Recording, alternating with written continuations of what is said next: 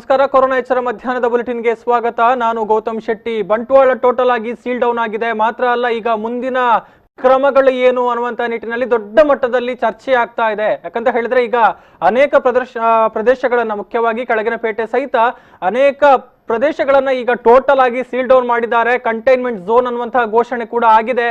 ಅಗತ್ಯ ವಸ್ತುಗಳು ಸಹಿತ ಯಾವುದೇ ಕಾರಣಕ್ಕೂ ಕೂಡ ಜನರು ಮನೆಯಿಂದ ಹೊರಗಡೆ ಬರೋದಿಕ್ಕೆ ಆಗ್ತಾ ಇಲ್ಲ. ಎಲ್ಲವನ್ನೂ ಕೂಡ ಮನೆ ಬಾಗಿಲಿಗೆ ಪೂರೈಕೆ ಮಾಡುವಂತಹ ವ್ಯವಸ್ಥೆಗಳು.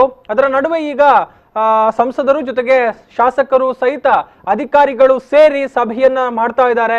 ಮುಂದಕ್ಕೆ ಏನಾಗಬೇಕು, ಬಂಟ್ವಾಳದ ವಿಚಾರ ಏನು, ಮುಂದಿನ ಸ್ಥಿತಿಗತಿಗಳು ಏನು ಅನ್ನುವಂತಹ ಆ ವಿಚಾರಕ್ಕೆ ಸಂಬಂಧಪಟ್ಟ ಹಾಗೆ ಈಗ ಸಭೆ ಕೂಡ ನಡೀತಾ ಇದೆ. ಈಗಾಗಲೇ ಕಟ್ಟುನಿಟ್ಟಿನ ಸೀಲ್ ಡೌನ್ ಜಾರಿಯಲ್ಲಿದೆ. ಇನ್ನು ಮುಖ್ಯವಾಗಿ ಮೃತಪಟ್ಟಿರುವಂತಹ ಮಹಿಳೆಯ ಒಂದು ಟ್ರಾವೆಲ್ ಹಿಸ್ಟರಿಯನ್ನ ಜೊತೆಗೆ ಪ್ರೈಮರಿ ಕಾಂಟ್ಯಾಕ್ಟ್ ಅನ್ನ ಟ್ರೇಸ್ ಮಾಡುವಂತಹ ಕೆಲಸಗಳಾಗಬೇಕು. ಆ ನಿಟ್ಟಿನಲ್ಲಿ ಏನೆಲ್ಲ ಕೆಲಸಗಳೀಗ ಆಗ್ತಾ ಇದೆ, ಜೊತೆಗೆ ಮುಂದಕ್ಕೆ ಆಗ್ಬೇಕಾಗಿರುವಂತಹ ಕೆಲಸಗಳೇನು, ಯಾರನ್ನ ಕ್ವಾರಂಟೈನ್ಗೆ ಕಳಿಸಬೇಕು ಇತ್ಯಾದಿ ಎಲ್ಲಾ ವಿಚಾರಗಳ ಬಗ್ಗೆ ಈಗ ವಿಸ್ತೃತವಾಗಿ ಸಭೆಯಲ್ಲಿ ಚರ್ಚೆಯನ್ನ ಮಾಡಲಾಗಿದೆ ಅನ್ನುವಂತಹ ಮಾಹಿತಿಗಳು ಕೂಡ ತಿಳಿದು ಬರ್ತಾ ಇದೆ. ಸಂಸದ ನಳಿನ್ ಕುಮಾರ್ ಕಟೀಲು, ಬಂಟ್ವಾಳ ವಿಧಾನಸಭಾ ಕ್ಷೇತ್ರದ ಶಾಸಕ ರಾಜೇಶ್ ನಾಯಕ್ ಉಳಿಪಾಡಿ ಗುತ್ತು ಸಹಿತ ಆರೋಗ್ಯ ಇಲಾಖೆಯ ಅಧಿಕಾರಿಗಳು ಕೂಡ ಈ ನಿಟ್ಟಿನಲ್ಲಿ ಒಂದು ಸಭೆಯನ್ನ ನಡೆಸಿದ್ದಾರೆ. ಈ ಬಗ್ಗೆ ಸಭೆಯಲ್ಲಿ ಏನಾಗಿದೆ ಅನ್ನುವಂತಹ ಡೀಟೇಲ್ಸ್ ಅನ್ನು ನಾವು ಪಡೆದುಕೊಳ್ಬೇಕಾಗಿದೆ.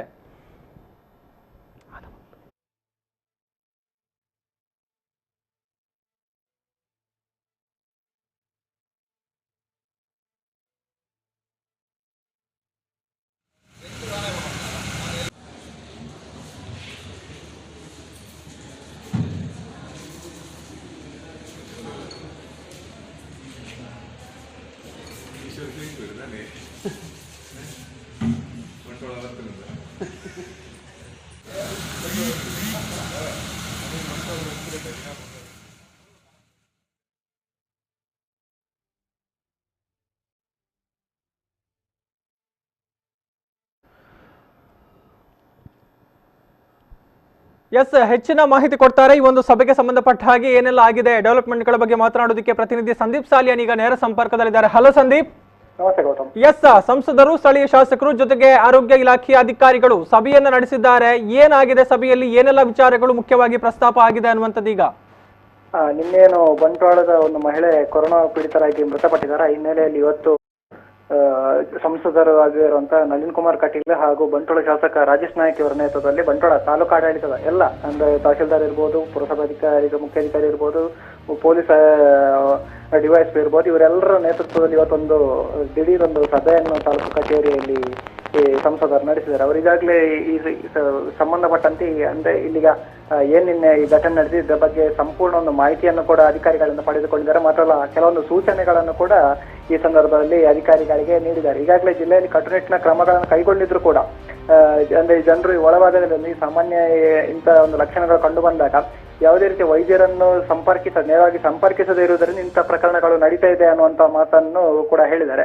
ಅಂದ್ರೆ ಆ ಬಳಿಕ ಏನು ಸಭೆ ನಡೀತು, ಸಭೆ ನಡೆದ ಬಳಿಕ ಇವರು ಸುದ್ದಿಗಾರರ ಜೊತೆ ಮಾತನಾಡ್ತಾ ಕೆಲವೊಂದು ಏನು ಇವತ್ತು ಅಧಿಕಾರಿಗಳಿಗೆ ಸೂಚನೆ ನೀಡಿದ್ದಾರೆ ಅದರ ಬಗ್ಗೆ ಒಂದು ಮಾಹಿತಿಯನ್ನು ಕೊಟ್ಟಿದ್ದಾರೆ. ಮುಖ್ಯವಾಗಿ ಒಟ್ಟು ಬಂಟ್ವಾಳ ತಾಲೂಕು ವ್ಯಾಪ್ತಿಯ ಎಲ್ಲ ಗ್ರಾಮಗಳನ್ನು ಇಲ್ಲಿ ಎಲ್ಲ ಗ್ರಾಮಗಳನ್ನು ಒಂದು ವಿಡಿಯೋ ಅಥವಾ ಆಡಿಯೋ ಕಾನ್ಫರೆನ್ಸ್ ಮೂಲಕ, ಅಂದ್ರೆ ಶಾಸಕರ ನೇತೃತ್ವದಲ್ಲಿ ವಿಡಿಯೋ ಅಥವಾ ಆಡಿಯೋ ಕಾನ್ಫರೆನ್ಸ್ ಮೂಲಕ ಎಲ್ಲ ಜನರನ್ನು ಅಂದ್ರೆ ಎಲ್ಲ ಗ್ರಾಮಗಳನ್ನು ಒಂದು ಆಕ್ಟಿವ್ ಮೋಡ್ ಅಲ್ಲಿ ನೋಡ್ಕೊಳ್ಳುವಂತ ಒಂದು ವ್ಯವಸ್ಥೆಯನ್ನು ಕಲ್ಪಿಸಬೇಕು ಅನ್ನುವಂತ ನಿಟ್ಟಿನಲ್ಲಿ ಒಂದು ಸೂಚನೆಯನ್ನು ಕೂಡ ಕೊಟ್ಟಿದ್ದಾರೆ. ಅದರ ಜೊತೆಗೆ ಬಂಟ್ವಾಳ ತಾಲೂಕಿನ ಎಲ್ಲಾ ಪ್ರದೇಶಗಳು ಕೂಡ ಈಗಾಗಲೇ ಆಶಾ ಕಾರ್ಯಕರ್ತೆಯರು ಎಲ್ಲ ಮನೆಗಳನ್ನು ಭೇಟಿ ಮಾಡಿ ಸರ್ವೆ ಮಾಡ್ತಾ ಇದ್ದಾರೆ. ಇವರ ಅಂದ್ರೆ ಮನೆಗಳಲ್ಲಿ ಈಗಾಗಲೇ ಜಿಲ್ಲಾಡಳಿತ ಏನು ಸೂಚನೆ ಕೊಟ್ಟಿದೆ, ಮನೆ ಭೇಟಿಯ ಮೂಲಕ ಗಂಟಲು ದ್ರವ ಇರ್ಬೋದು ಅಥವಾ ರೋಗ ಲಕ್ಷಣಗಳು ಬೇರೆ ಯಾವುದೇ ರೀತಿಯ ರೋಗ ಲಕ್ಷಣಗಳು ಏನಾದ್ರು ಇದ್ರೂ ಕೂಡ ಅದರ ಬಗ್ಗೆ ಮಾಹಿತಿ ನೀಡಬೇಕು ಅನ್ನೋಂಥ ಒಂದು ಸೂಚನೆಯನ್ನು ಈಗಾಗಲೇ ಆಶಾ ಕಾರ್ಯಕರ್ತೆಯರನ್ನು ಕೊಟ್ಟಿದ್ದಾರೆ. ಇದನ್ನು ಯಥಾವತ್ತಾಗಿ ಪಾಲನೆ ಮಾಡಬೇಕು ಅನ್ನುವಂಥ ಒಂದು ಸೂಚನೆಯನ್ನು ಕೂಡ ಸಂಸದರು ಅಧಿಕಾರಿಗಳಿಗೆ ನೀಡಿದ್ದಾರೆ. ಅದರ ಜೊತೆಗೆ ಪೊಲೀಸ್ ಇಲಾಖೆಯ ಅಧಿಕಾರಿಗಳು ಕಟ್ಟುನಿಟ್ಟಿನ ಕ್ರಮ ಕೈಗೊಳ್ತಾ ಇದ್ದಾರೆ. ಆದ್ರೂ ಕೂಡ ಈ ಬಂಟ್ವಾಳ ತಾಲೂಕು ವ್ಯಾಪ್ತಿಯಲ್ಲಿ ಮುಖ್ಯವಾಗಿ ನಗರ ಭಾಗಗಳಲ್ಲಿ ಜನರ ಅನಗತ್ಯವಾಗಿ ತಿರುಗಾಟ ಮಾಡ್ತಿದ್ದಾರೆ. ಅಂದ್ರೆ ಈಗ ಏನು ಬಂಟ್ವಾಳ ಪರಿಸರದಲ್ಲಿ ಮಹಿಳೆಯಲ್ಲಿ ರೋಗ ಕಾಣಿಸಿಕೊಂಡು ಮೃತ್ಯುವಾಗಿದೆ. ಆ ನಿಟ್ಟಿನಲ್ಲಿ ಇದು ರೋಗ ಇನ್ನು ಸ್ವಲ್ಪ ದಿನಗಳವರೆಗೆ ನಿಯಂತ್ರಣ ಆಗುವವರೆಗೆ ಸ್ವಲ್ಪ ಕಟ್ಟುನಿಟ್ಟಿನ ಕ್ರಮಗಳನ್ನು ಕೈಗೊಳ್ಳುವಂತೆ ಇವರು ಪೊಲೀಸ್ ಅಧಿಕಾರಿಗಳಿಗೆ ಈ ಸಂದರ್ಭದಲ್ಲಿ ಸೂಚನೆಯನ್ನು ನೋಡಿದ್ದಾರೆ. ಇನ್ನು ಸೀಲ್ ಡೌನ್ ಆಗಿರುವಂತಹ ಬಂಟ್ವಾಳಪೇಟೆಗೆ ಸಂಬಂಧಪಟ್ಟ ಹಾಗೆ ಅವರಂದ್ರೆ ಅಲ್ಲಿ ಏನು ಆ ಭಾಗದ ಜನರಿದ್ದಾರೆ, ಅಲ್ಲಿ ಸೀಲ್ ಡೌನ್ ಆಗಿ ಮನೆಯೊಳಗೆ ಈಗ ಜನರು ಉಳಿದಿದ್ದಾರೆ. ಅವರಿಗೆ ಯಾವುದೇ ರೀತಿಯ ಆಹಾರ ಆಗಿರ್ಬೋದು ಅಥವಾ ಇನ್ನಿತರ ಯಾವುದೇ ಅಗತ್ಯ ವಸ್ತುಗಳು ಬೇಕಿದ್ರು ಕೂಡ ಅವರ ಮನೆಗೆ ನೇರವಾಗಿ ಒದಗಿಸುವಂತ ವ್ಯವಸ್ಥೆಯನ್ನು ಕಲ್ಪಿಸುವ ನಿಟ್ಟಿನಲ್ಲಿ ಅಧಿಕಾರಿಗಳ ಕ್ರಮ ಕೈಗೊಳ್ಳುವ ನಿಟ್ಟಿನಲ್ಲಿ ಅವರ ಅಧಿಕಾರಿಗಳಿಗೆ ಸೂಚನೆ ನೀಡಿದ್ದಾರೆ. ಮತ್ತೆ ಯಾವುದೇ ರೀತಿಯ ತೊಂದರೆಗಳಾದ್ರೂ ಕೂಡ ತಕ್ಷಣ ಸ್ಪಂದಿಸಿ ಅವರಿಗೆ ಪರಿಹಾರ ಒದಗಿಸಬೇಕು ಅನ್ನುವಂತ ಒಂದು ಮಾಹಿತಿಯನ್ನು ಕೂಡ ನೀಡಿದ್ದಾರೆ. ಜೊತೆಗೆ ಈಗಾಗಲೇ ಇಲ್ಲಿ ಕರ್ತವ್ಯದಲ್ಲಿರುವಂತಹ ತಹಶೀಲ್ದಾರ್ ಅವರ ವಾರ್ ರೂಮ್ ಇರ್ಬೋದು ಅಥವಾ ಶಾಸಕರ ವಾರ್ ರೂಮ್ ಇರ್ಬೋದು, ಇದು ಕೂಡ ಮುಂದಿನ ದಿನಗಳಲ್ಲಿ ಅಂದ್ರೆ ಈ ಸಂದರ್ಭದಲ್ಲಿ ಇದು ಹೆಚ್ಚು ಆಕ್ಟಿವ್ ಆಗಿ ಕೆಲಸ ಮಾಡುವ ನಿಟ್ಟಿನಲ್ಲಿ ಈ ಕಾರ್ಯಯೋಜನೆ ರೂಪಿಸುವಂತೆ ಅವರು ಒಂದು ಸಲಹೆಯನ್ನು ಕೂಡ ನೀಡಿದ್ದಾರೆ. ಜೊತೆಗೆ ಐದನೇ ಅಂಶ ಏನು ಅಂತ ಹೇಳಿದ್ರೆ, ರಸ್ತೆ ಬದಿ ಈಗಾಗಲೇ ಬಂಟ್ವಾಳ ತಾಲೂಕು ವ್ಯಾಪ್ತಿಯಲ್ಲಿ ನೋಡಬಹುದು, ಇಲ್ಲಿ ಸರಿಯಾದ ಒಂದು ಮಾರುಕಟ್ಟೆ ವ್ಯವಸ್ಥೆ ಇಲ್ಲದ ಕಾರಣಕ್ಕಾಗಿ ಮತ್ತು ರಸ್ತೆ ಬದಿಯಲ್ಲಿ ಹೆಚ್ಚಿನ ಒಂದು ತರಕಾರಿ ಅಥವಾ ಇನ್ನಿತರ ಮಾರಾಟ ಮಾಡೋದು ಕಂಡು ಬರ್ತಾ ಇದೆ. ಜೊತೆಗೆ ಜನರು ಸಾಕಷ್ಟು ಈ ತರಕಾರಿಗಳನ್ನು ಕೊಳ್ಳಿಕ್ಕೆ ಮುಗಿಬೀಳುವಂತ ದೃಶ್ಯಗಳನ್ನು ಕಂಡು ಬರ್ತದೆ. ಈ ನಿಟ್ಟಿನಲ್ಲಿ ಇದನ್ನು ನಿಯಂತ್ರಣ ಮಾಡಲು ಮಂಗಳೂರಿನಲ್ಲಿ ಈಗ ಯಾವ ಒಂದು ಪಾಲಿಸಿಯನ್ನು ಅನುಷ್ಠಾನ ಮಾಡ್ತಾ ಇದ್ದಾರೆ, ಅದನ್ನು ಕೂಡ ಬಂಟ್ವಾಳದಲ್ಲಿ ಕೂಡ ಅದೇ ರೀತಿ ಮಾಡಬೇಕು ಅನ್ನೋ ಒಂದು ಯೋಜನೆಯನ್ನು ಕಾರ್ಯರೂಪಕ್ಕೆ ತರಲಿಕ್ಕೆ ಅವರೊಂದು ಸೂಚನೆಯನ್ನು ನೀಡಿದ್ದಾರೆ. ಅಂತ ಹೇಳಿದ್ರೆ ಮಾರುಕಟ್ಟೆಗಳನ್ನು ಒಂದೇ ಕಡೆ ಕೇಂದ್ರೀಕೃತವಾಗಿರಬೇಕು, ಒಂದು ಮೈದಾನ ಪ್ರದೇಶದಲ್ಲಿ ಮಾಡಿ ಅಲ್ಲಿ ಒಂದು ಸೋಷಿಯಲ್ ಡಿಸ್ಟೆನ್ಸ್ ಅನ್ನು ಮೇಂಟೈನ್ ಮಾಡುವ ಮೂಲಕ ಅಲ್ಲಿ ವ್ಯಾಪಾರಕ್ಕೆ ಅವಕಾಶ ಮಾಡಿಕೊಡಬೇಕು. ಈ ನಿಟ್ಟಿನಲ್ಲಿ ಬಂಟ್ವಾಳದ ಪುರಸಭೆಯಲ್ಲಿ ಈಗಾಗಲೇ 3 ಪ್ರದೇಶಗಳನ್ನು ಗುರುತಿಸಿ ಆ ಪ್ರದೇಶದಲ್ಲಿ ಅಲ್ಲೇ ಮಾರುಕಟ್ಟೆಗೆ ವ್ಯವಸ್ಥೆ ಮಾಡಬೇಕು ಅನ್ನೋಂಥ ಒಂದು ಮಾಹಿತಿಯನ್ನು ಕೂಡ ಒಂದು ಸೂಚನೆಯನ್ನು ಕೂಡ ಅಧಿಕಾರಿಗಳಿಗೆ ಕೊಟ್ಟಿದ್ದಾರೆ. ಅಂದ್ರೆ ಇನ್ನೊಂದು ತರಕಾರಿ ಅಂಗಡಿಗಳಲ್ಲಿ ಈಗ ಸಾಮಾನ್ಯವಾಗಿ ನೋಡ್ಬೇಕು ಅಂತಿದ್ರೆ ಒಂದು ಯಾವ್ದಾದ್ರು ಒಂದು ಹಾಲನ್ನು ಮಾರಾಟ ಮಾಡಬೇಕು ಅಂತಿದ್ರೆ ಅಲ್ಲಿ ಕೇವಲ ಹಾಲು ಮಾರಾಟ ಮಾತ್ರ ಅಲ್ಲ, ಅದರ ಜೊತೆಗೆ ಬೇಕರಿ ಐಟಮ್ಗಳನ್ನು ಕೂಡ ಮಾರುವುದು ಗಮನಕ್ಕೆ ಬಂದಿದೆ. ಇನ್ನು ತರಕಾರಿಯನ್ನು ಮಾರಾಟ ಮಾಡ್ಲಿಕ್ಕೆ ಅವಕಾಶ ಕೊಟ್ಟು ಅಲ್ಲಿ ಬೇರೆ ವಸ್ತುಗಳನ್ನು ಮಾರಾಟ ಮಾಡುವುದು ಗಮನಕ್ಕೆ ಬಂದಿದೆ. ಈ ನಿಟ್ಟಿನಲ್ಲಿ ತರಕಾರಿ ಮಾಡ್ಲಿಕ್ಕೆ ಯಾರು ಅನುಮತಿಯನ್ನು ಲೈಸೆನ್ಸ್ ಅನ್ನು ಪಡೆದುಕೊಂಡು ಅವರು ತರಕಾರಿಯನ್ನು ಮಾರಾಟ ಮಾಡಬೇಕು. ದಿನಸಿ ಅಂಗಡಿಗಳಲ್ಲಿ ಯಾರು ದಿನಸಿ ಮಾರ್ತಿದ್ದಾರೆ ಅವರು ಕೇವಲ ದಿನಸಿ ವಸ್ತುಗಳನ್ನು ಮಾತ್ರ ಮಾರಾಟ ಮಾಡಬೇಕು. ತಪ್ಪಿದಲ್ಲಿ ಅಂತವರ ಲೈಸೆನ್ಸ್ ಅನ್ನು ರದ್ದು ಮಾಡಿಸಬೇಕು ಅನ್ನುವಂತ ಅಥವಾ ಅವರ ಮೇಲೆ ಕಟ್ಟುನಿಟ್ಟಿನ ಕ್ರಮ ಕೈಗೊಳ್ಳಬೇಕು ಅನ್ನುವಂತ ಸೂಚನೆಯನ್ನು ಕೂಡ ಅವರು ತಹಶೀಲ್ದಾರ್ ಅವರಿಗೆ ನೀಡಿದ್ದಾರೆ. ಇನ್ನು ನಿನ್ನೆ ಪ್ರಕರಣಕ್ಕೆ ಸಂಬಂಧಿಸಿದಂತೆ ಏನು ಬಂಟ್ವಾಳದ ಘಟನೆ ಇದೆ, ಈಗ ಘಟನೆಗೆ ಸಂಬಂಧಿಸಿದಂತೆ ಒಟ್ಟು 28 ಮಂದಿಯನ್ನು ಹೋಮ್ ಕ್ವಾರಂಟೈನ್ ನಲ್ಲಿ ಇಟ್ಟಿದ್ದಾರೆ ಅನ್ನುವಂಥ ಮಾಹಿತಿಯನ್ನು ಸಂಸದರು ನೀಡಿದ್ದಾರೆ. ಅವರ ಸಂಬಂಧಿಕರ ಪೈಕಿ 6 ಮಂದಿ ಸಂಬಂಧಿಕರು ಇದರಲ್ಲಿದ್ದಾರೆ. ಜೊತೆಗೆ 6 ಮಂದಿ ವೈದ್ಯರು ಮತ್ತೆ ಪ್ಯಾರಾಮೆಡಿಕಲ್ ಸಿಬ್ಬಂದಿಗಳನ್ನು ಕೂಡ ಹೋಮ್ ಕ್ವಾರಂಟೈನ್ ಇಡ್ಲಿಕ್ಕೆ ಸೂಚಿಸಿದ್ದಾರೆ. ಇದರಲ್ಲಿ ಏನು ನಿನ್ನೆ ಮಹಿಳೆ ಮೃತಪಟ್ಟರು ಅವರಿಗೆ ಚಿಕಿತ್ಸೆ ನೀಡ್ತಿದ್ದಂತ ಈ ಹಿಂದೆ ಚಿಕಿತ್ಸೆ ನೀಡ್ತಿದ್ದಂತ ಖಾಸಗಿ ವೈದ್ಯರು ಕೂಡ ಸೇರಿದ್ದಾರೆ. ಒಟ್ಟು ಈಗ ಈ ಎಲ್ಲ ಪ್ರಕರಣಗಳಿಗೆ ಸಂಬಂಧಿಸಿದಂತೆ ಬಂಟ್ವಾಳ ತಾಲೂಕಿನಲ್ಲಿ 36 ಮಂದಿಯನ್ನು ಹೋಮ್ ಕ್ವಾರಂಟೈನ್ ನಲ್ಲಿ ಇಟ್ಟಿದ್ದಾರೆ ಅನ್ನುವಂಥ ಮಾಹಿತಿಯನ್ನು ಸಂಸದರು ನೀಡಿದ್ದಾರೆ.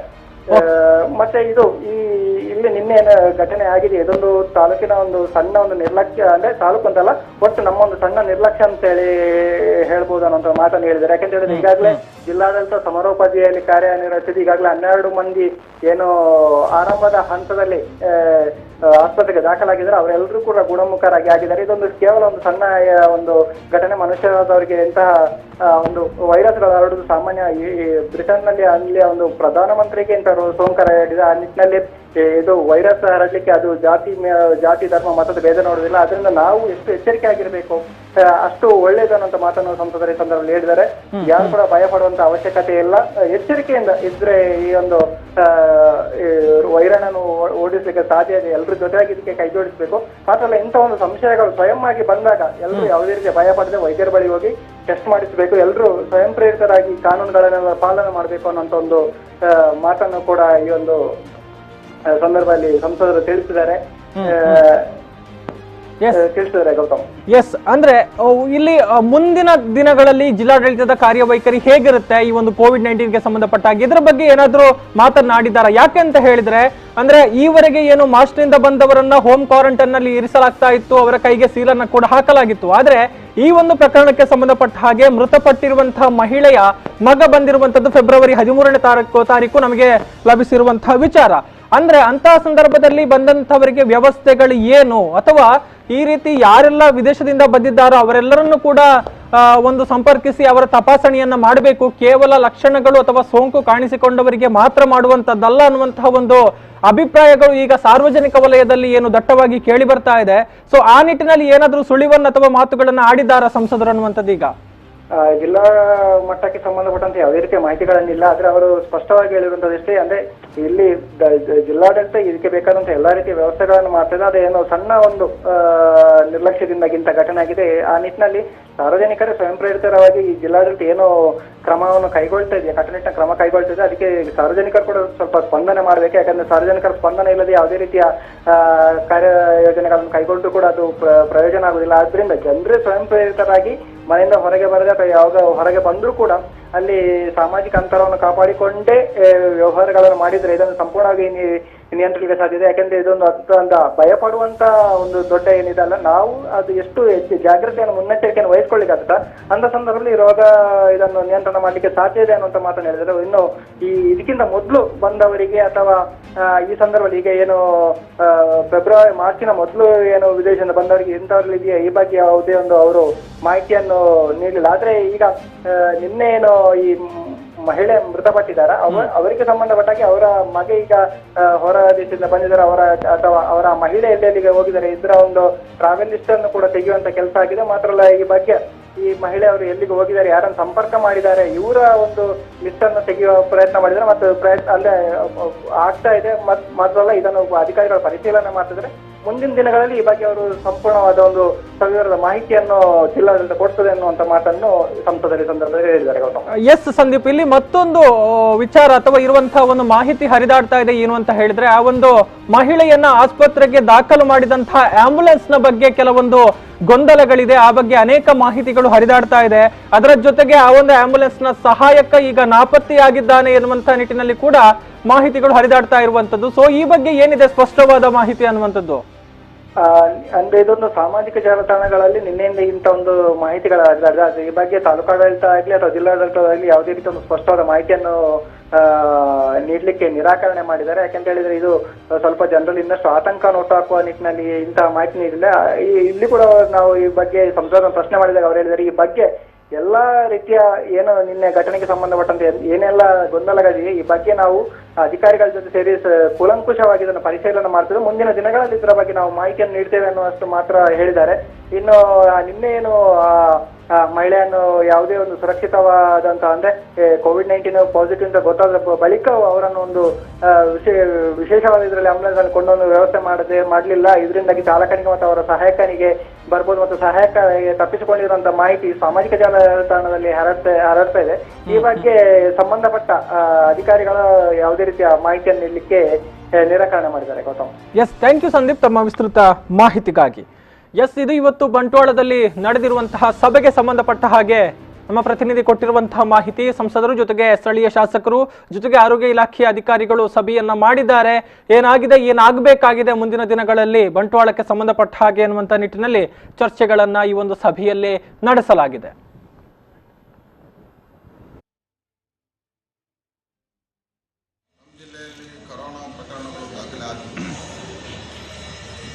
ಸುಮಾರು 15 ಪಾಸಿಟಿವ್ ಪ್ರಕರಣಗಳಾಗಿವೆ. ಅತಿ ಹೆಚ್ಚು ಪ್ರಾರಂಭದಲ್ಲಿ ದುಬೈ ರಿಲೇಟೆಡ್ ಪ್ರಕರಣಗಳಿತ್ತು.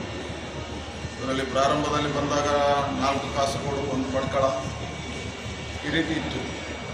ಅನಂತರ ಸಚಿವದಲ್ಲಿ ಒಂದು ಮಗುವಿಗೆ, ಕರಾಯದಲ್ಲಿ ಒಬ್ಬ ಬೈಯಿಂದ ಬಂದಿರತಕ್ಕಂಥವನಿಗೆ, ಸುಳ್ಯದಲ್ಲಿ ಒಂದು ಪ್ರಕರಣ ಹೀಗೆ ದಾಖಲಾಗಿತ್ತು. ನಿನ್ನೆವರೆಗೆ ದಾಖಲಾಗಿರ್ತಕ್ಕಂಥದ್ರಲ್ಲಿ 12 ಜನ ಆಸ್ಪತ್ರೆಯಿಂದ ಶುಶ್ರೂಷೆಯನ್ನು ಪಡೆದು ಚಿಕಿತ್ಸೆಯನ್ನು ಪಡೆದು ಅವರವರ ಮನೆಗಳಿಗೆ ತೆರಳಿದ್ದಾರೆ. 2 ಹೊಸ ಪ್ರಕರಣಗಳು ದಾಖಲಾಗಿರೋದರಿಂದ ದಂಪತಿಗಳು, ಉಪ್ಪಿನಂಗಡಿ ದಂಪತಿಗಳು ಇವತ್ತು ಆಸ್ಪತ್ರೆಯಲ್ಲಿ ಶುಶ್ರೂಷೆಯನ್ನು ಪಡೀತಾ ಇದ್ದಾರೆ. ಇದರ ಮಧ್ಯೆ ಬಹಳ ದುಃಖಕರ ಘಟನೆ ಬಂಟ್ವಾಳದಲ್ಲಿ ನಡೆದಿದೆ. ಮಹಿಳೆಯ 45 ವರ್ಷದ ಅಸ್ತಮಾ ಪೀಡಿತೆಯಾಗಿದ್ದು ಅವರು ನಿನ್ನೆ ಮೃತರಾಗಿದ್ದಾರೆ. ಮೃತ ಆದಾಗ ಅವರ ಪರೀಕ್ಷೆಯನ್ನು ಮಾಡಿದಾಗ ಅವರಿಗೆ COVID-19 ಇದೆ ಅನ್ನುವಂಥದ್ದು ದಾಖಲಾಗಿದೆ. ಅವರು 4 ದಿವಸಗಳಿಂದ ಜ್ವರ ಇತ್ತು ಅನ್ನುವಂಥದ್ದು ಉಲ್ಲೇಖ ಆಗಿದೆ. ಇಲ್ಲೇ ಪ್ರಾಥಮಿಕ ಚಿಕಿತ್ಸೆಗಳನ್ನು ಪಡೀತಿದ್ರು ಅಸ್ತಮಕ್ಕೋಸ್ಕರ. ಸ್ವಲ್ಪ ತೀವ್ರ ಆದಾಗ ಅವರು ಸರ್ಕಾರಿ ಆಸ್ಪತ್ರೆ ಬಂಟ್ವಾಳಕ್ಕೆ ಬಂದರು. ಬಂಟ್ವಾಳದಿಂದ ಮಂಗಳೂರಿನ ಆಸ್ಪತ್ರೆಗೆ ಕಳಿಸಿಕೊಡಲಾಯಿತು. ಎಲ್ಲ ಅಲ್ಲಿ ಕೋವಿಡ್ ಆಸ್ಪತ್ರೆಯಲ್ಲಿ ನಿನ್ನೆ ಮೃತರಾಗಿದ್ದಾರೆ. ಹಾಗಾಗಿ ಈ ಪ್ರಕರಣ ಆದಮೇಲೆ ನಾವು ಈಗಾಗಲೇ ಲಾಕ್ಡೌನನ್ನು ಮಾಡಿದ್ದೇವೆ. ಅವರ ನಿರ್ಣಯಗಳ ಮುಖಾಂತರ ನಮ್ಮ ಜಿಲ್ಲೆಯಲ್ಲಿ ಆದಷ್ಟು ಕಟ್ಟುನಿಟ್ಟಿನ ಕಾರ್ಯಕ್ರಮವನ್ನು ಅನುಷ್ಠಾನ ಮಾಡಿದ್ದೇವೆ. ಒಂದಷ್ಟು ಪ್ರಕರಣಗಳು ಇಷ್ಟ ಆದರೂ ಗಮನಕ್ಕೆ ಬರ್ತಾ ಇಲ್ಲ. ಯಾಕೆಂದರೆ ಅತಿ ಹೆಚ್ಚು ಜನ ಅದನ್ನು ಮೌನವಾಗಿ ಮನೆಯಲ್ಲೇ ಕೂತು ಚಿಕಿತ್ಸೆಗಳಿಗೆ ಸ್ಪಂದಿಸದೆ, ಚಿಕಿತ್ಸೆಗಳಿಗೆ ಹೋಗದೆ, ಡಾಕ್ಟರ್ಗಳನ್ನು ನೇರವಾಗಿ ಸಂಪರ್ಕ ಮಾಡದೇ ಇರೋದರಿಂದ ಇದೆಲ್ಲ ಘಟನೆಗಳಾಗ್ತಾ ಇವೆ. ಅದಕ್ಕೆ ನಾವು ಹೇಳ್ತೇವೆ ಹೋಮ್ ಸ್ಟೇ ಇವತ್ತು ಈ ಪ್ರಕರಣ ಸ್ವಲ್ಪ ಇನ್ನಷ್ಟು ಜಾಗೃತಿ ಮಾಡಬೇಕಾಗಿರ್ತದೆ, ಎಚ್ಚರಿಕೆ ವಹಿಸಬೇಕಾಗಿರ್ತದೆ, ಅವಶ್ಯಕತೆ ಇದೆ. ಅದಕ್ಕೋಸ್ಕರ ಇವತ್ತು ಅಧಿಕಾರಿಗಳ ಸಭೆಯನ್ನು ಶಾಸಕರ ನೇತೃತ್ವ ತಗೊಂಡಿದ್ರು. ನಾನು ಬಂದಿದ್ದೆ. 5-6 ಅಂಶಗಳನ್ನು ಬಂಟ್ವಾಳಕ್ಕೆ ಸೀಮಿತ ಮಾಡ್ಕೊಂಡು ನಾವು ಯೋಚನೆ ಮಾಡಿದ್ದೇವೆ. ಒಂದನೇದು, ಪ್ರತಿ 2 ದಿನಕ್ಕೊಂದ್ಸಾರಿ ನಮ್ಮ ಶಾಸಕರ ನೇತೃತ್ವದಲ್ಲಿ PDO-ವರೆಗೆ ವಿಡಿಯೋ ಕಾನ್ಫರೆನ್ಸ್, ಆಡಿಯೋ ಕಾನ್ಫರೆನ್ಸ್ಗಳನ್ನು ಮಾಡಿ ಎಲ್ಲ ಗ್ರಾಮಗಳನ್ನು ಆ್ಯಕ್ಟಿವ್ ಇಡಬೇಕು. ಎರಡನೇದು, ಆಶಾ ಕಾರ್ಯಕರ್ತೆಯರು ಈಗಾಗಲೇ ಸರ್ವೆ ಮಾಡ್ತಾ ಇದ್ದಾರೆ. ಬಂಟ್ವಾಳದ ಎಲ್ಲ ಮನೆಗಳು, ಎಲ್ಲ ವ್ಯಕ್ತಿಗಳನ್ನು ಸರ್ವೆ ಮಾಡಲಿಕ್ಕೆ ಪೂರಕವಾಗಿರ್ತದೆ ಸಹಕಾರಗಳು. ನಮ್ಮ ಜಿಲ್ಲೆಯಲ್ಲಿ ಕೊರೋನಾ ಪ್ರಕರಣಗಳು ದಾಖಲೆ ಆಗಿವೆ. ಸುಮಾರು 15 ಪಾಸಿಟಿವ್ ಪ್ರಕರಣಗಳಾಗಿವೆ. ಅತಿ ಹೆಚ್ಚು ಪ್ರಾರಂಭದಲ್ಲಿ ದುಬೈ ರಿಲೇಟೆಡ್ ಪ್ರಕರಣಗಳಿತ್ತು. ಇದರಲ್ಲಿ ಪ್ರಾರಂಭದಲ್ಲಿ ಬಂದಾಗ 4 ಕಾಸುಗಳು, 1 ಬಡ್ಕಳ ಈ ರೀತಿ ಇತ್ತು. ಅನಂತರ ಸಚಿವರಲ್ಲಿ ಒಂದು ಮಗುವಿಗೆ, ಕರಾಯದಲ್ಲಿ ಒಬ್ಬ ದುಬೈಯಿಂದ ಬಂದಿರತಕ್ಕಂಥವನಿಗೆ, ಸುಳ್ಯದಲ್ಲಿ ಒಂದು ಪ್ರಕರಣ ಹೀಗೆ ದಾಖಲಾಗಿದೆ. ನಿನ್ನೆವರೆಗೆ ದಾಖಲಾಗಿರ್ತಕ್ಕಂಥದ್ರಲ್ಲಿ 12 ಜನ ಅಧಿಕಾರಿಗಳು ಇಲಾಖೆ ತೊಗೊಂಡಿದೆ. ಇನ್ನಷ್ಟು ಕಟ್ಟುನಿಟ್ಟಿನ ಕ್ರಮಗಳನ್ನು ತಗೊಳ್ಬೇಕು. ಜನ ಅನಗತ್ಯವಾಗಿ ತಿರುಗಾಟ ಮಾಡೋದು, ಅನಗತ್ಯವಾಗಿ ಓಡಾಟ ಮಾಡೋದು, ಅನಗತ್ಯವಾಗಿ ಮಾರುಕಟ್ಟೆಗಳಿಗೆ ಬರೋದು ಸ್ವಲ್ಪ ನಿಯಂತ್ರಿಸಿ ಕೆಲವು ದಿನಗಳನ್ನು 5-6 ದಿವಸಗಳ ಮಟ್ಟಿಗೆ ಇದು ನಿಯಂತ್ರಣ ಬರುವವರೆಗೆ ಅಂತ ಹೇಳುವಂಥ ಸೂಚನೆಯನ್ನು ಕೊಡಲಾಗಿದೆ. ಇನ್ನೂ ಸ್ವಲ್ಪ ಕಟ್ಟುನಿಟ್ಟಿನ ಕ್ರಮಗಳನ್ನು ತಗೋಲಾಗಿದೆ. 4ನೇದು, ಎಲ್ಲಿ ಸೀಲ್ ಡೌನ್ ಆಗಿದೆ ಬಂಟ್ವಾಳ ಪೇಟೆ, ಅಲ್ಲಿ ಮೂಲಭೂತ ಸೌಕರ್ಯಗಳಿಗೆ ತೊಂದರೆ ಆಗದ ರೀತಿಯಲ್ಲಿ ಅವ್ರಿಗೆ ಬೇಕಾಗಿರ್ತಕ್ಕಂಥ ಆಹಾರ ವ್ಯವಸ್ಥೆ, ಏನೇ ಸಮಸ್ಯೆಗಳಿದ್ದರೆ ಅದಕ್ಕೆ ಪರಿಹಾರ ಮಾಡ್ತಕ್ಕಂಥ ವಾರ್ ರೂಮ್ ಕಡೆಯಿಂದ, ಶಾಸಕರ ವಾರ್ ರೂಮ್, ತಹಶೀಲ್ದಾರರ ವಾರ್ ರೂಮ್ ಕಡೆಯಿಂದ ಹಲವು ವ್ಯವಸ್ಥೆಗಳನ್ನು ಮಾಡಬೇಕು. ಅದಕ್ಕೆ ಅಧಿಕಾರಿಗಳ ತಂಡಗಳನ್ನು ಮಾಡಿ. ಇನ್ನು ನಾನು ಬಂದಾಗ ನೋಡ್ತಾ ಬಂದೆ, ಮಾರ್ಗದ ಬದಿಯಲ್ಲಿ ಮಾರುಕಟ್ಟೆ ಆಗಿದೆ. ಹಾಗಾಗಿ ಇನ್ನು ಇದರ ನಿಯಂತ್ರಣಕ್ಕೆ ಮಂಗಳೂರಲ್ಲಿ ಮಾಡಿದ ಒಂದು ಪಾಲಿಸಿಯನ್ನು ಇಲ್ಲಿ ತಗೊಳ್ತಾರೆ. ಏನು ಹೇಳಿದ್ರೆ, ಮಾರುಕಟ್ಟೆಗಳನ್ನೆಲ್ಲವೂ ಒಂದು ಕೇಂದ್ರೀಕೃತ, ಈಗ 3 ಜಾಗವನ್ನು ಐಡೆಂಟಿಫೈ ಮಾಡ್ತಾರೆ. PC ರೋಡ್ಗೆ ಒಂದು ಕೇಂದ್ರ, ಮೆಲ್ಕಾರಿಗೆ ಒಂದು ಕೇಂದ್ರ, ಕಲ್ಲಡ್ಕಕ್ಕೆ ಒಂದು ಕೇಂದ್ರ, ಜಾಗವನ್ನು ಬಂಟ್ವಾಳ ಪೇಟೆಗೆ ಒಂದು ಕೇಂದ್ರ. ಈ ಕಡೆಗಳಲ್ಲಿ ಮಾತ್ರ ಒಂದು ಮೈದಾನಲ್ಲೇ ಮಾರಾಟ ಮಾಡಬೇಕು. ಅದಕ್ಕೆ ಬೇಕಾಗಿರ್ತಕ್ಕಂಥ ಎಲ್ಲ ವ್ಯವಸ್ಥೆಯನ್ನು ತಾಲೂಕು ಕಡೆಯಿಂದ ಮಾಡ್ತಾರೆ. ಅಲ್ಲೇ ಮಾರಾಟ ಮಾಡಬೇಕು. ಜನರಿಗೆ ಅಲ್ಲಿ ಸೋಷಿಯಲ್ ಡಿಸ್ಟೆನ್ಸ್ಗೆ ಅವಕಾಶಗಳನ್ನು ಮಾಡಿಕೊಡ್ತದೆ. ಎಲ್ಲವನ್ನು ಮಾಡಿ ತರಕಾರಿ, ಬಾಕುಳದ ಹಣ್ಣು, ಹಂಪಲು, ಮೀನು ಎಲ್ಲವೂ ಆ ಮಾರ್ಕೆಟ್ನೊಳಗೆ ಇರಬೇಕು. ಸೊ ಈಗಿರುವಂಥ ಅಂಗಡಿಗಳ ಬಾಗಿಲಲ್ಲಿ ಮಾರಾಟ ಮಾಡುವಾಗಿಲ್ಲ. ದಿನಸಿ ಅಂಗಡಿ ಅಂತ ಎಲ್ಲಿದೆ, ಎಲ್ಲಿ ಪರ್ಮಿಷನ್ ಆಗಿದೆ, ಅಲ್ಲಿ ದಿನಸಿ ಸಾಮಗ್ರಿಗಳು ಮಾತ್ರ ಮಾರಾಟ ಮಾಡಬೇಕು. ಬಾಕಿ ಯಾವುದೇ ಸಾಮಗ್ರಿಗಳನ್ನು ಮಾರಾಟ ಮಾಡಿದರೂ ಅವ್ರ ಮೇಲೆ ಶಿಸ್ತು ಕ್ರಮಗಳನ್ನು ತಗೊಳ್ಳಿಕ್ಕೆ ತಹಶೀಲ್ದಾರ್ಗೆ ಹೇಳಿದ್ದೇವೆ. ನಾವು ಅಂಥ ಅಂಗಡಿಗಳ ಲೈಸೆನ್ಸ್ ರದ್ದು ಮಾಡಲಿಕ್ಕೆ ಹೇಳಿದ್ದೇವೆ. ತರಕಾರಿ ಅಂಗಡಿಯಲ್ಲಿ ತರಕಾರಿ ಮಾತ್ರ ಮಾರಬೇಕು, ಅವರಿಗೂ ಅಷ್ಟೇ ಆದೇಶಗಳನ್ನು ಕೊಡಲಾಗ್ತದೆ. ಹಾಗಾಗಿ ಮಾರುಕಟ್ಟೆಗಳ ನಿಯಂತ್ರಣ ಮಾಡ್ತಕ್ಕಂಥ ಕೆಲಸ ಮತ್ತು ಮಕ್ಕಳ ದಿನಸಿ ಅಂಗಡಿಗಳನ್ನು ಈಗ ಇದ್ದಾಗಿ ಅವಕಾಶಗಳನ್ನು ಮಾಡಿಕೊಡ್ತಾರೆ. ಆದರೆ ಜನ ಬೇಕಾಬಿಟ್ಟಿ ತಿರುಗುವಂಥದ್ದು, ಇದಕ್ಕೆಲ್ಲ ನಿಯಂತ್ರಣ ಕಡಿಯುವ ಅವಶ್ಯಕತೆ ಇದೆ. ಸ್ವಲ್ಪ ದಿನದ ಮಟ್ಟಿಗೆ ಇದೆಲ್ಲವನ್ನು ಬಂಟ್ವಾಳದ ಮಾಡುವಂಥದ್ದು ಮಾಡ್ತಾರೆ. ಈಗಾಗಲೇ ನಿನ್ನೆ ಪ್ರಕರಣಕ್ಕೆ ಸಂಬಂಧಪಟ್ಟ 28 ಜನ ಕ್ವಾರಂಟೈನಲ್ಲಿದ್ದಾರೆ. ಅವರ ಪ್ರೈಮರಿ ಇದರಲ್ಲಿ ತೊಗೊಂಡಿದ್ದಾರೆ. ಅವರ ಸಂಬಂಧಿಕರು, ಅಣ್ಣ, ಗಂಡ, ತಮ್ಮಂದಿರು ಎಲ್ಲರನ್ನು ತೊಗೊಂಡೋಗಿ 28 ಜನರನ್ನು ಹಾಕಿದೆ. 6 ಜನ ಡಾಕ್ಟ್ರುಗಳು, ಪ್ಯಾರಾಮೆಡಿಕಲ್ ಸ್ಟಾಫ್ ಎಲ್ಲ ಸೇರಿ 6 ಜನರು ಅಲ್ಲಿದ್ದಾರೆ. ಅವರಿಗೆ ಟ್ರೀಟ್ಮೆಂಟ್ ಕೊಟ್ಟಿರ್ತಕ್ಕಂಥ, ಹಿಂದೆ ಟ್ರೀಟ್ಮೆಂಟ್ ಕೊಟ್ಟಿರ್ತಕ್ಕಂಥ ಖಾಸಗಿ ಡಾಕ್ಟ್ರು ಅವರನ್ನು ಕ್ವಾರಂಟೈನ್ಗೆ ಹಾಕಿದೆ. ಹೀಗಾಗಿ ಸುಮಾರು 28 + 8 36 ಜನ ಬಂಟ್ವಾಳದವರು ಕ್ವಾರಂಟೈನಲ್ಲಿದೆ. ಒಂದು ಸಣ್ಣ ಸಮಸ್ಯೆಗಳು ನಮ್ಮ ಕೇರ್ಲೆಸ್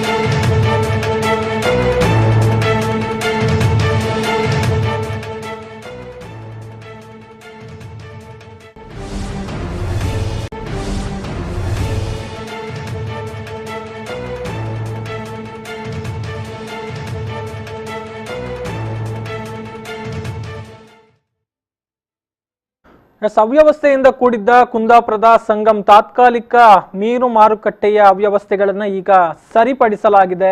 ಸಾಮಾಜಿಕ ಅಂತರವನ್ನ ಕಾಯ್ದುಕೊಳ್ಳೋದಿಕ್ಕೆ ವೃತ್ತಗಳು ಮತ್ತು ಪೊಲೀಸ್ ಬ್ಯಾಂಡ್ ಅನ್ನ ಈಗ ಬಳಕೆ ಮಾಡಿಕೊಂಡಿದ್ದಾರೆ. ಇತ್ತೀಚೆಗೆ ಕೆಲ ಸಮಯಗಳಿಂದ ಮೀನು ವ್ಯಾಪಾರ ನಡೀತಾ ಇತ್ತು. ಬೆಳಗ್ಗೆ 7ರಿಂದ 11 ಗಂಟೆಯವರೆಗೆ ಮತ್ಸ್ಯ ಮಾರಾಟ ಪ್ರಕ್ರಿಯೆಗಳು ಇಲ್ಲಿ ನಡೀತಾ ಇದ್ವು. ಆದರೆ ಈ ಸಂದರ್ಭದಲ್ಲಿ ಸಾಮಾಜಿಕ ಅಂತರವನ್ನ ಕಾಯ್ದುಕೊಳ್ಳಲಾಗ್ತಾ ಇಲ್ಲ ಎನ್ನುವಂತಹ ದೂರು ವ್ಯಾಪಕವಾಗಿ ಕೇಳಿ ಬರ್ತಾ ಇತ್ತು. ನಿನ್ನೆ ದಿನ ಕೂಡ ಜನರು ಮುಗಿಬಿದ್ದು ಮೀನು ಖರೀದಿಸುವಂತಹ ದೃಶ್ಯಗಳು ಕಂಡು ಬಂದಿದ್ವು. ಈ ಹಿನ್ನೆಲೆಯಲ್ಲಿ ಸ್ಥಳಕ್ಕೆ ಧಾವಿಸಿದಂತಹ ASP ಜೊತೆಗೆ PSI ಅವರು ಪರಿಸ್ಥಿತಿಯನ್ನ ನಿಯಂತ್ರಣ ಮಾಡಿದ್ರು. ಈ ಬಗ್ಗೆ AC ಮತ್ತು ಪೊಲೀಸರಿಗೆ ದೂರು ಬಂದಂತಹ ಹಿನ್ನೆಲೆಯಲ್ಲಿ ಒಂದು ವಿಶೇಷವಾಗಿ ಸಮಾಲೋಚನೆಯನ್ನ ನಡೆಸಿ ಒಂದು ವ್ಯವಸ್ಥೆಯನ್ನ ಮಾಡಿದ್ದಾರೆ. ಅದರ ಪರಿಣಾಮವನ್ನ ಇವತ್ತು ನಾವು ನೋಡ್ತಾ ಇದ್ದೇವೆ. ಎಲ್ಲ ಕಡೆ ಮಾರ್ಕಿಂಗ್ ಮಾಡಿ ಆ ಮೂಲಕ ಒಂದು ಸುಗಮ ವ್ಯಾಪಾರಕ್ಕೆ ಅವಕಾಶವನ್ನ ಇಲ್ಲಿ ಮಾಡಿಕೊಡಲಾಗಿದೆ. ಪ್ರತ್ಯೇಕವಾಗಿ ಸರತಿ ಸಾಲು ಮತ್ತು ಅಂತರವನ್ನ ಕಾಯ್ದುಕೊಳ್ಳೋದಿಕ್ಕೆ ವ್ಯವಸ್ಥೆಗಳನ್ನ ಇಲ್ಲಿ ಮಾಡಿದ್ದಾರೆ. ಮೀನು ವ್ಯಾಪಾರಸ್ಥರು ಕಡ್ಡಾಯವಾಗಿ ತಮ್ಮ ಆದೇಶಗಳನ್ನ ಪಾಲನೆ ಮಾಡಬೇಕು ಎನ್ನುವಂತಹ ಸೂಚನೆಯನ್ನ ಕೂಡ ಕೊಡಲಾಗಿದೆ.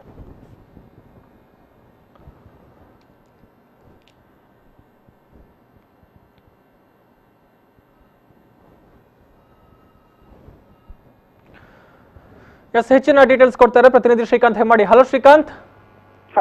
ಎಸ್, ಅಂದ್ರೆ ನಿನ್ನೆ ಕಳೆದ ದಿನಗಳಿಂದ ಅನೇಕ ಸಮಸ್ಯೆಗಳು ಉದ್ಭವ ಆಗಿತ್ತು ಈ ಒಂದು ಮೀನು ಮಾರುಕಟ್ಟೆಗೆ ಸಂಬಂಧಪಟ್ಟ ಹಾಗೆ. ಸದ್ಯಕ್ಕೆ ಎಲ್ಲ ಮಾರ್ಕಿಂಗ್ ಮಾಡಿ ಜೊತೆಗೆ ಬ್ಯಾರಿಕೇಡ್ ಗಳನ್ನ ಹಾಕಿ ವ್ಯವಸ್ಥೆಯನ್ನ ಮಾಡಿದ್ದಾರೆ. ಸೊ ಇದಕ್ಕೆ ಯಾವ ರೀತಿ ಇದೆ ಜನರು ಮತ್ತು ವ್ಯಾಪಾರಿಗಳ ಸ್ಪಂದನೆ ಅನ್ನುವಂಥದ್ದು ಈಗ?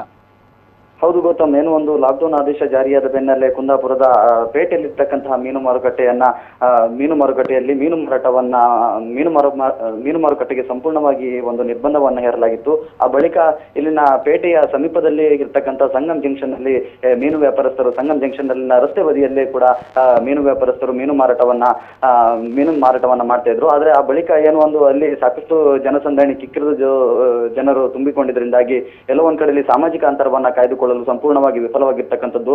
ತಾಲೂಕು ಆಡಳಿತ ಮತ್ತು ಪೊಲೀಸ್ ಇಲಾಖೆ ಕೂಡ ಸಾಕಷ್ಟು ಬಾರಿ ಕೂಡ ಎಚ್ಚರಿಕೆಯನ್ನು ನೀಡಿದ್ರು ಕೂಡ ಅಲ್ಲಿನ ಮೀನು ವ್ಯಾಪಾರಸ್ಥರು ಮತ್ತು ಮತ್ಸ್ಯ ಪ್ರಿಯರೇನಿದ್ದಾರೆ ಅವರು ಕೂಡ ಸಾಕಷ್ಟು ಸಾಮಾಜಿಕ ಅಂತರವನ್ನ ಕಾಯ್ದುಕೊಳ್ಳದೆ ಏನೋ ಒಂದು ವ್ಯಾಪಾರಕ್ಕಾಗಿ ಒಂದು ಮುಗಿಬಿದ್ದಿರ್ತಕ್ಕಂಥ ದೃಶ್ಯಗಳು ಸಾಕಷ್ಟು ಹಿಂದೆ ಕಂಡು ಬಂದಿರ್ತಕ್ಕಂಥದ್ದು. ಏನು ನಿನ್ನೆ ಒಂದು ಭಾನುವಾರ ಸಾಕಷ್ಟು ಜನರು ಕೂಡ ಅಲ್ಲಿ ನೆರೆದಿದ್ರು ಅಂತ ಹೇಳಿದ್ರೆ ಮೀನು ಮಾರಾಟಕ್ಕೆ ಅಂತ ಹೇಳಿದ್ರೆ ಮೀನು ಖರೀದಿಗೆ ಸಾಕಷ್ಟು ಜನರು ನೆರೆದಿದ್ರು. ಏನೊಂದು ಆ ಬಳಿಕ ಕುಂದಾಪುರದ ASP ಆಗಿರ್ತಕ್ಕಂಥ ಹರಿರಾಮ್ ಶಂಕರ್ ಆಗಿರ್ಬೋದು ಮತ್ತು ಕುಂದಾಪುರ ಠಾಣಾಧಿಕಾರಿ ಆಗಿರ್ತಕ್ಕಂಥ PSI ಏನೊಂದು ಹರೀಶ್ ಆರ್ ನಾಯ್ಕ ಅವರಿಗಿರ್ಬೋದು ಅವರು ಸ್ಥಳಕ್ಕೆ ಧಾವಿಸಿ ಏನೊಂದು ಪರಿಸ್ಥಿತಿಯನ್ನ ಸಂಪೂರ್ಣವಾಗಿ ಹತೋಟಿಗೆ ತಂದಿದ್ರು.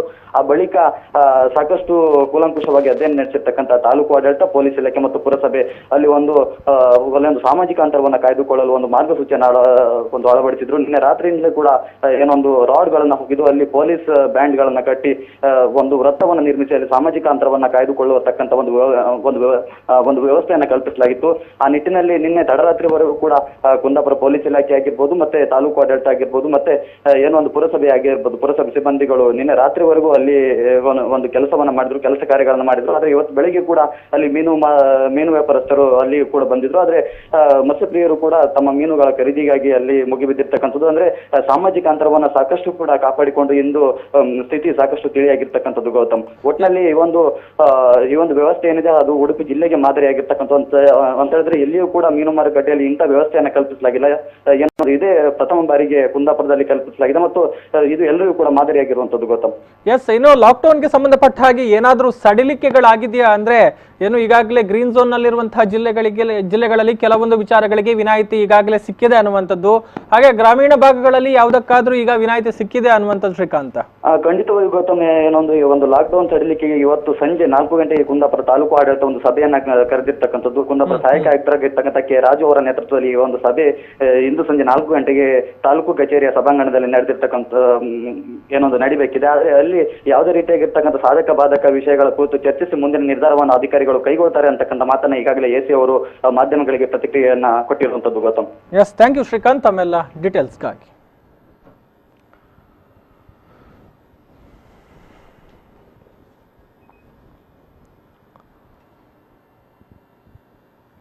ಇದಿಷ್ಟು ಇಂದು ಮಧ್ಯಾಹ್ನದ ಸುದ್ದಿ. ಮುಂದಿನ ಸುದ್ದಿ ಮಾಹಿತಿ ಜೊತೆಗೆ ಮತ್ತೆ ಬರ್ತೇನೆ. ನೋಡ್ತಾ ಇರಿ V4 ನ್ಯೂಸ್. ನಮಸ್ಕಾರ.